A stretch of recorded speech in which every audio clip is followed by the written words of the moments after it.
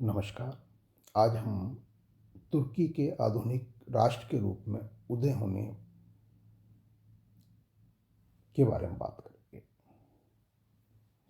दरअसल तुर्की प्रारंभिक काल से बाद में जब इस्लाम के रूप में परिवर्तित होकर के तुर्की जब एक राष्ट्र के रूप में आया,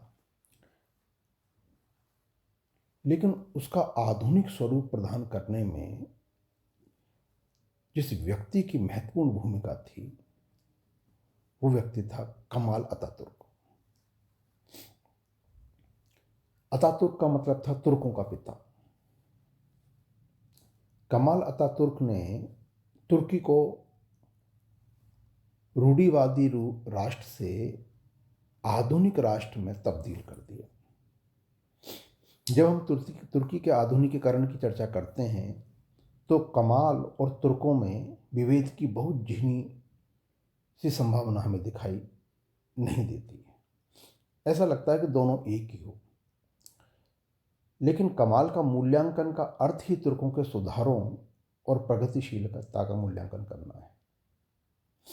कमाल अतातुर्क ने तुर्की को कूपमंडूकता से मुक्त किया, कठमुल्लापन से छुटकारा दिलाया, खिलाफत और सल्तनत को अलविदा कहकर एक गणतंत्र की स्थापना की। उसने स्त्रियों को पुरुषों के समकक्ष खड़ा कर दिया। महत्वपूर्ण ये नहीं है कि ऐसी सुंदर कल्पनाएं कर योजनाएं बनाई गई या उद्घोषणाएं की गई, महत्वपूर्ण है उनका क्रियान्वयन। कमाल अतातुर्क ने इन सारी चीज़ों का क्रियान्वयन करके तुर्की को एक आधुनिक राष्ट्र के रूप में खड़ा कर दिया। तुर्की की नीतियां और उनका क्रियान्वयन किसी इस्लामी देश के लिए तो अचंभित करने वाली बात हो सकती है,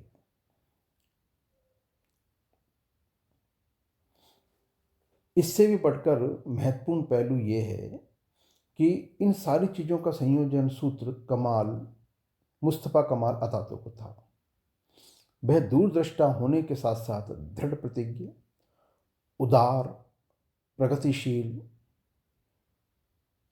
इहलोकवादी, राष्ट्रभक्त और सुधारवादी चरित्र का व्यक्तित्व था।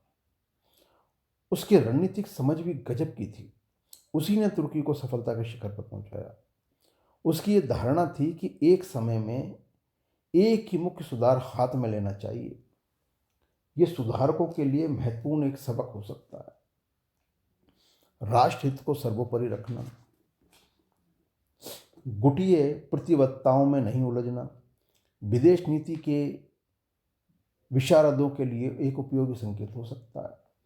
महिलाओं के प्रति समतावादी दृष्टिकोण अशिक्षा, कुरीति और कठमुल्लापन से किसी समूह को मुक्त करा सकता है।